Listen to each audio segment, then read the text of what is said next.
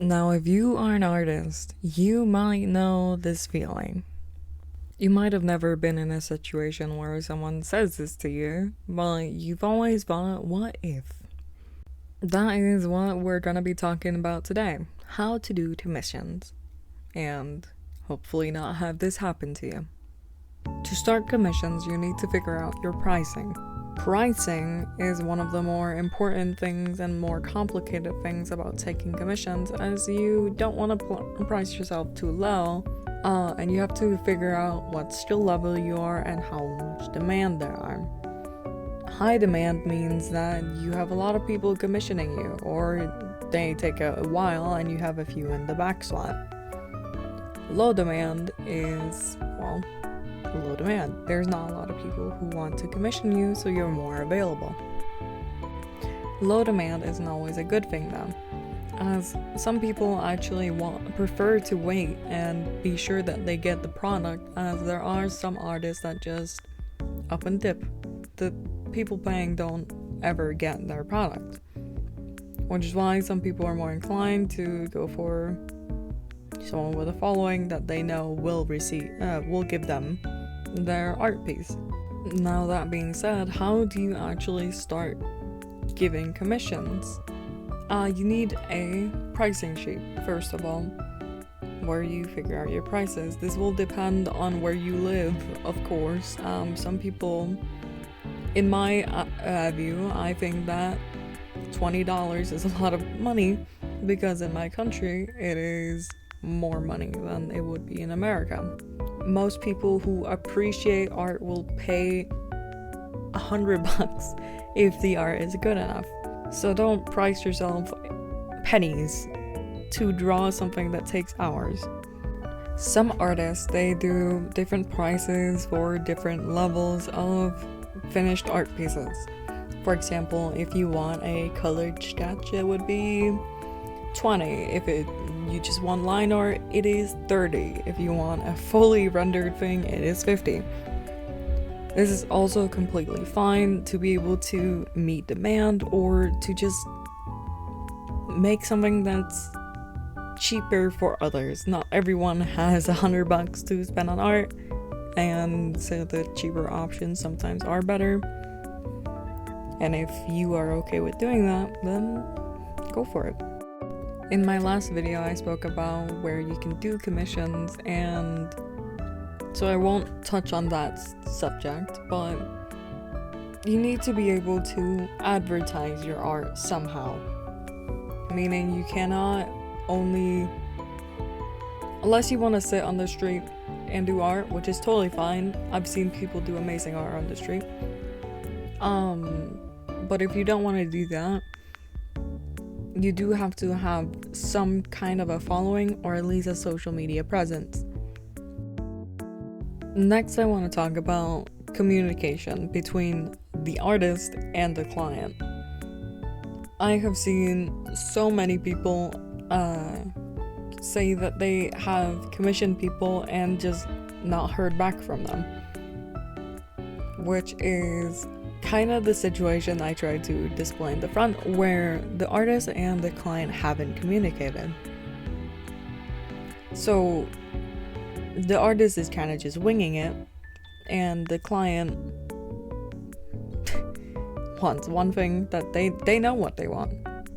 Most people know what they want and how they want it, but just don't know how to formulate it. On screen, I will have some examples of me doing this with my clients that I have had, where I will show them the art, ask if that's good. If they say yes, that's great, that's good.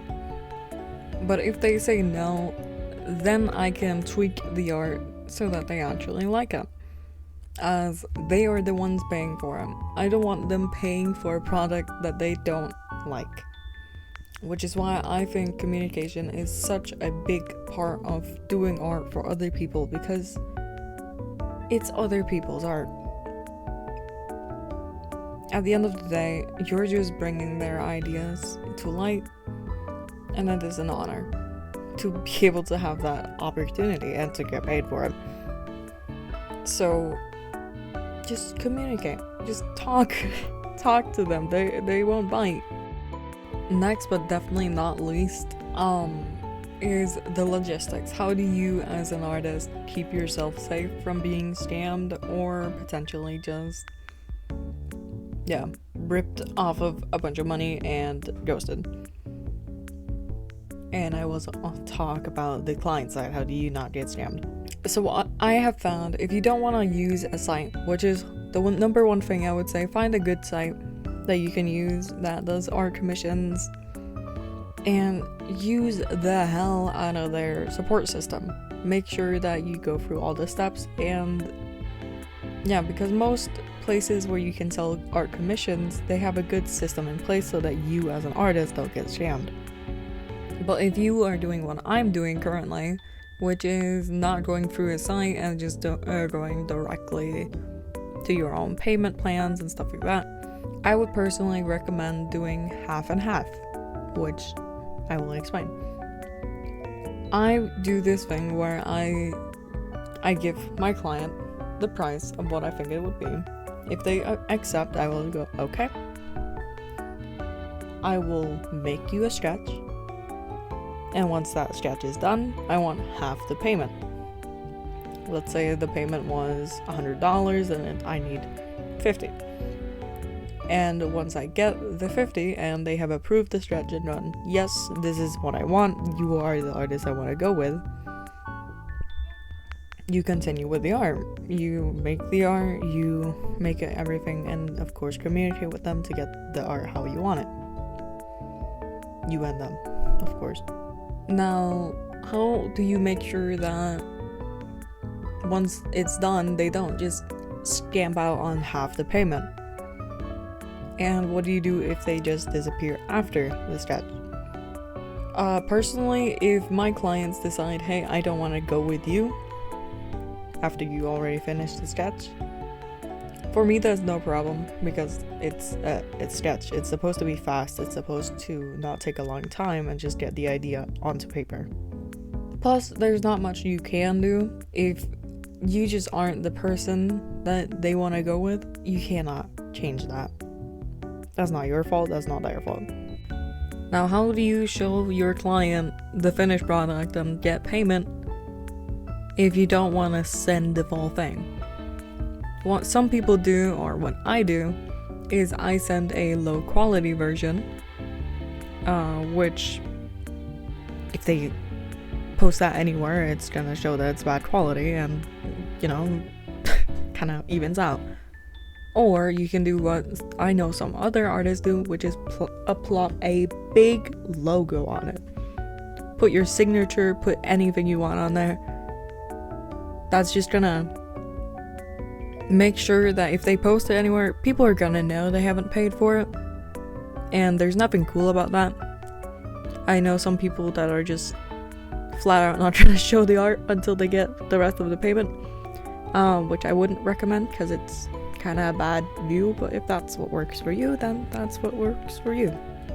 And for anyone who wants to be a customer of an artist, go with someone that has, I wouldn't say experience with drawing for people, but go with someone that has examples at least. And don't be afraid. People sometimes aren't the most professional, and that's okay. Just try and be nice to people. They're trying their best. And don't click on any links that you don't trust. Ever. Please. Please. And I think that's it. So I hope you all have a great day. And I don't know, subscribe.